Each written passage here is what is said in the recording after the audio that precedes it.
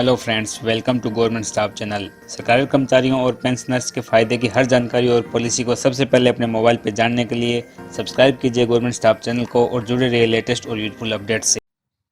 इस वीडियो में देखेंगे कि इनवैलिड पेंशन के बारे में सीसीएस पेंशन रूल 1972 के रूल नंबर 38 में कुछ अमेंडमेंट हुए हैं, उसके बारे में ऑफिस मेमोरेंडम जारी करके ministry of personnel public grievances and pensions के department of pension and pensioners welfare ने 12 फरवरी 2019 को एक ऑफिस मेमोरेंडम जारी करके कुछ क्लेरिफिकेशन दिया है। और यहाँ इसका सब्जेक्ट देख सकते हैं आप, grant of invalid pension under rule 38 of the central civil services pension rule 1972।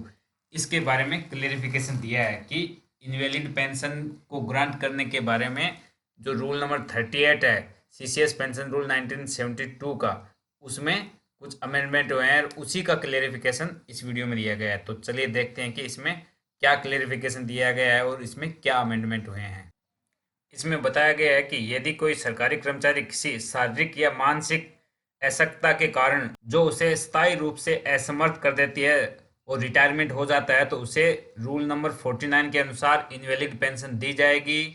परंतु यहाँ जो अमेंडमेंट हुआ है वो ये है कि यदि कोई सरकारी कर्मचारी किसी शारीरिक या मानसिक दुर्बलता के कारण जो उसे अपनी 10 साल की क्वालिफाइंग सर्विस को पूरा करने से पहले स्थायी रूप से असमर्थ कर देती है, यानी जिस मानसिक दुर्बलता के कारण कोई कर्मचारी अपनी क्वालिफाइंग 10 साल की जो सर्विस है उसको कंप्लीट नहीं कर पाता, ऐसी दुर्बलता के केस में उसे कुछ शर्तों के साथ रूल नंबर 49 के सब रूल 2 के अनुसार इनवैलिड पेंशन दी जा सकेगी। जिसमें पहली शर्त यह दी गई है कि समुचित चिकित्सा अधिकारी द्वारा या फिर सरकारी सेवा में उसकी नियुक्ति से पहले और उसकी नियुक्ति के बाद उसकी मेडिकल जांच की गई है और उसे सरकारी सेवा के लिए ऐसे चिकित्सकीय प्राधिकारी यानी मेडिकल ऑफिसर द्वारा योग्य घोषित किया गया है, यानी ऐसा उसको किया गया है, तो इस केस में उसको इनवैलिड पेंशन मिलेगी रूल नंबर 49 के सब रूल 2 के अनुसार। और इसमें जो दूसरी कंडीशन है वो ये है कि वो इनवैलिड पेंशन के लिए इस रूल में दर्शाई गई सभी कंडीशन को फुलफिल करता हो। और इसी कड़ी में पैरा 2 में ये क्लेरिफाई किया गया है कि जो सरकारी कर्मचारी किसी भी शारीरिक या मानसिक दुर्बलता के कारण रूल नंबर 38 के अनुसार पेंशन पाता है, उसके लिए रूल नंबर 49 के अनुसार पेंशन पाने के लिए 10 इयर्स की क्वालिफाइंग सर्विस को कंप्लीट करना अनिवार्य नहीं होगा।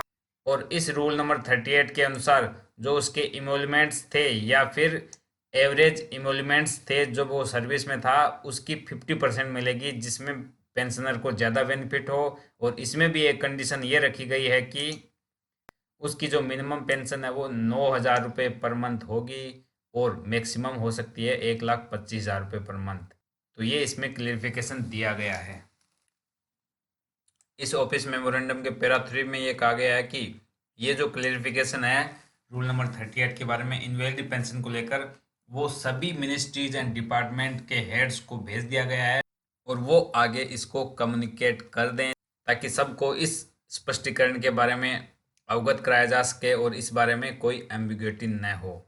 और आगे आप देख सकते हैं कि ये जो साइन किया गया है हरजीत सिंह, जो कि डायरेक्टर है department of pension and pensioners welfare के, उन्होंने साइन किया है। और साथ में इसकी copy all ministries and departments जो कि गवर्नमेंट ऑफ इंडिया के हैं, सबको इसकी कॉपी भेजी गई है। और वीडियो के डिस्क्रिप्शन में इस ऑफिस मेमोरेंडम का लिंक दे दिया गया है, वहां आप जाके इसके बारे में ज़्यादा जानकारी भी ले सकते हैं। तो दोस्तों, इस वीडियो में बस इतना ही। वीडियो में दी गई जानकारी आपको अच्छी लगे तो वीडियो को लाइक करें, वीडियो को शेयर करें। और यदि आप इस चैनल पे नए हैं तो सभी सरकारी कर्मचारियों और पेंशन भोगियों के फायदे की हर जानकारी को सबसे पहले जानने के लिए गवर्नमेंट स्टाफ चैनल को सब्सक्राइब करें। Thanks for watching, bye bye, take care.